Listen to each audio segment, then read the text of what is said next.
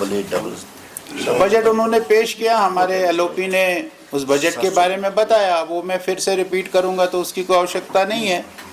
Budget में जो उन्होंने मैनिफेस्टो में घोषणाएं की थी वो घोषणाएं कहीं है ही नहीं है। जो उन्होंने AY को बिजली में दे दिया और 10 किलो राशन उन्हीं को दे दिया, ऐसा तो उनका मैनिफेस्टो नहीं था। बाकी सारे में वो साइलेंट है। इसलिए मुझे लगता है कि कल हमारे एलओपी ने, सुनील शर्मा जी ने बड़े विस्तार से उस विषय पर अपनी बात रखी है, उसको रिपीट करने की आवश्यकता नहीं है। पार्टी का एक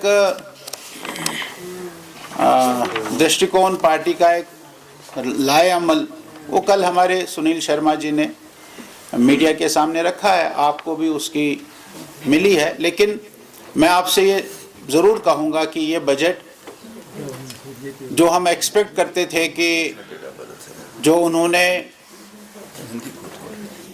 मैनिफेस्टो में बातें की थी, हम 12 सिलेंडर देंगे, ऐसा कुछ नहीं है। और 1 रुपया और 2 रुपया पेट्रोल में, डीजल में बढ़ा देंगे और एविएशन फ्यूल में भी 5% बढ़ा देंगे। तो ये और महंगा करने वाली बात है, सस्ता करने वाली बात तो दूर रही, और महंगा करने वाली बात है। ऐसा मुझे लगता है कि उनके बजट में कोई ख़ास चीज़ नहीं है।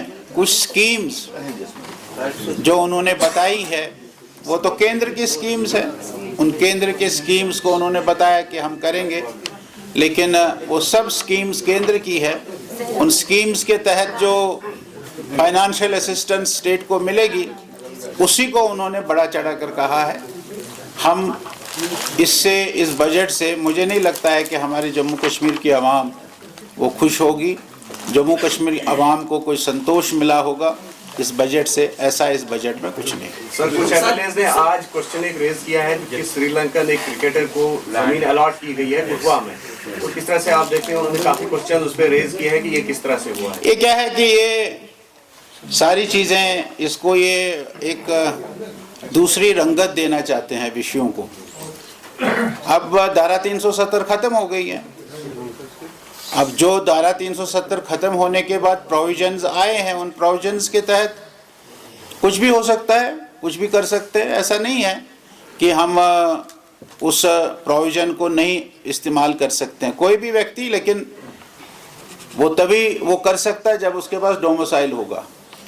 आपने जो अभी बताया क्वेश्चन, मुझे इस क्वेश्चन की जानकारी नहीं है, मैं थोड़ा स्टडी करके आपको बताऊंगा। लेकिन आवश्यक है कि हमारी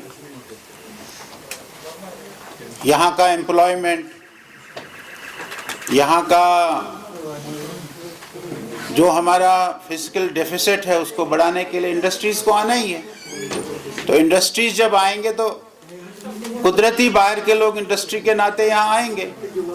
अब जो अपना इंडस्ट्री यहाँ लगाएगा और 50 साल 100 साल यहाँ रहेगा, उसको रहना भी है ना। वो इंडस्ट्री कोई दिल्ली से या मुंबई से या चेन्नई से थोड़ी चलाएगा, उसको यहाँ रहना भी है। उसको रहने के लिए तो आपको एलो करना पड़ेगा, हमको एलो करना पड़ेगा। इसमें कोई नई बात नहीं है। मुझे लगता है कि ये ऐसे ही अननेसेसरली जो क्वेश्चंस रेज करने का विषय है, मुझे इसमें कोई सच्चाई नहीं लगती। कौल सर, मेरा क्वेश्चन है, व्हेन वी टॉक अबाउट, अगर देखा जाए स्पेसिफिक वाईसीसी क्लास जो कल हमने देखा इलेक्ट्रिसिटी को लेकर, एक स्पेशल तबके के साथ स्कीम को जोड़ना, what is your response on that? नहीं, हम तो उसको स्वागत करते हैं, उन्होंने उसके साथ उसको जोड़ा। लेकिन हम तो ये कहते हैं कि उनकी जो कमिटमेंट थी वो तो हर एक को 200 यूनिट्स फ्री देने की बात थी। Exactly. हम ऐसा नहीं कह रहे हैं कि भाई उनको दिया तो क्यों दिया, हम उसका स्वागत करते हैं कि उन्होंने अंत्योदय के परिवारों को ये दे दिया। लेकिन अंत्योदय के परिवार कितने हैं? गांव में एक होगा भैया, 2 होंगे। हमारा ये है कि भाई उन्होंने जो कमिट किया था कि हम सबको 200 यूनिट्स फ्री देंगे, वो 200 यूनिट्स फ्री लोगों को नहीं मिले। हमारा ये कहना है। शुक्रिया सर। ये बताइए, जिस तरह से सीएम का कहना है